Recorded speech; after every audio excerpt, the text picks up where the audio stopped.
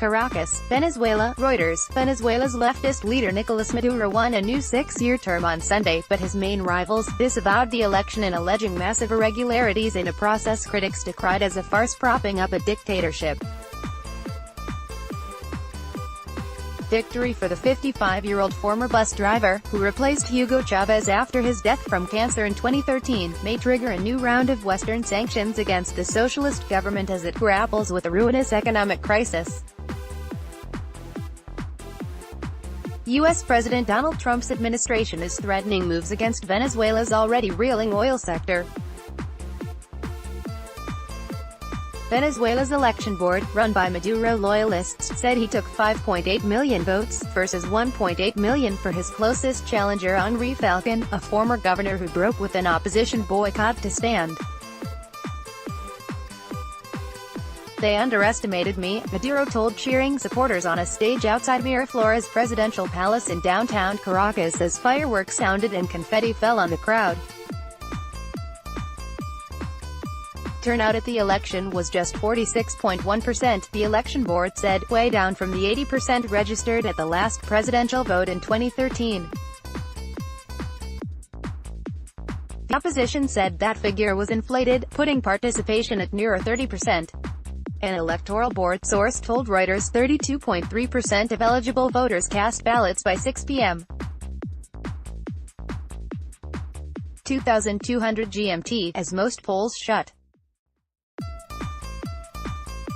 "The process undoubtedly lacks legitimacy and as such we do not recognize it," said Falcon, a 56-year-old former state governor, looking downcast.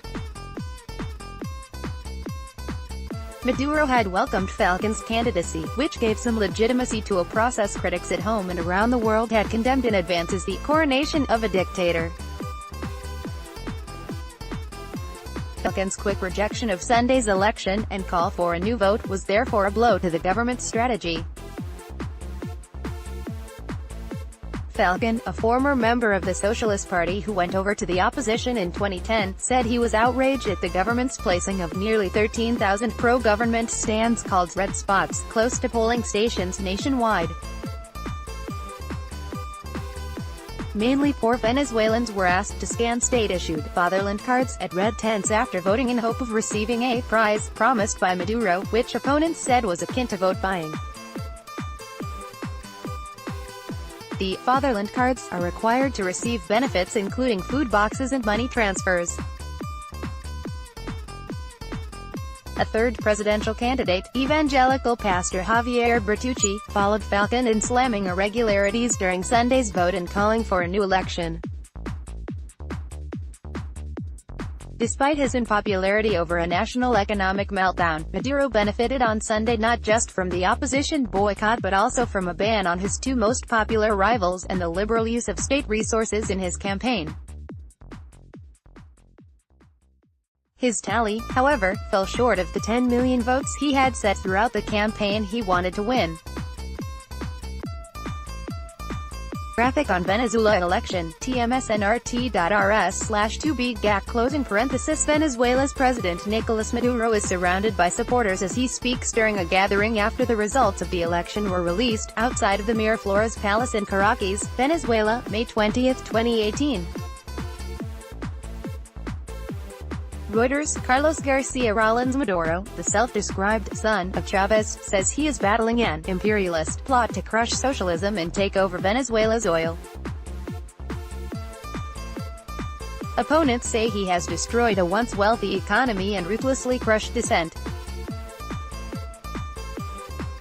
Attendance appeared thin in many polling stations visited by Reuters reporters, from wealthy East Caracas to the Andean mountains near Colombia.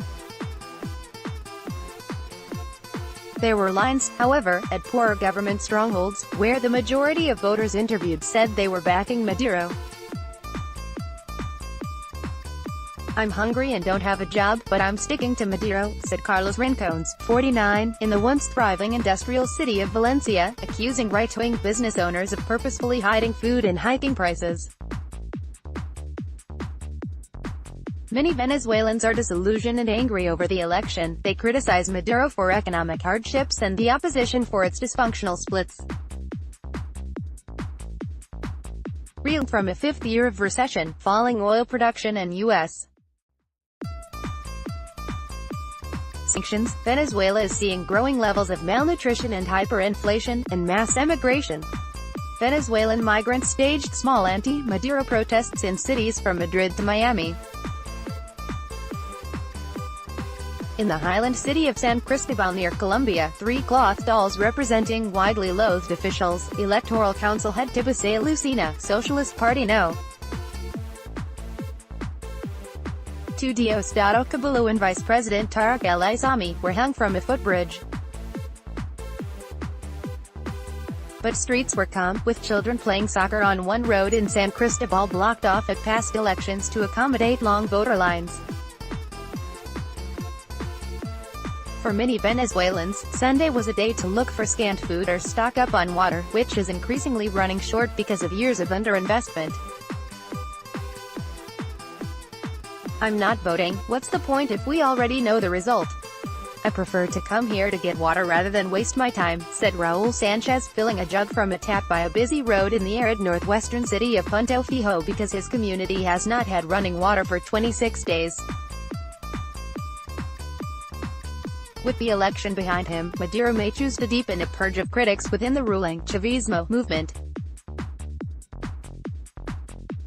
He faces a Herculean task to turn around the moribund economy, with the Bolivar currency down 99% in the past year and inflation at an annual 14,000%, according to the National Assembly.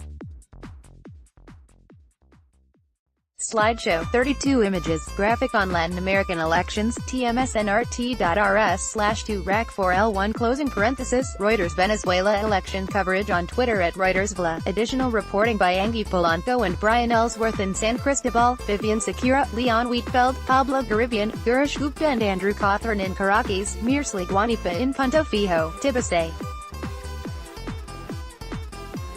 Romero in Valencia, Francisco Aguilar in Barinas, Karina Pons in Barquisimeto, Maria Ramirez in Ciudad Guayana, Isaac Arusha in Maracaibo, Caroline Stauffer and Hugh Bronstein in Buenos Aires, writing by Alexandra Ulmer and Andrew Cawthorne, editing by Michael Perry and Paul Tator. Standards.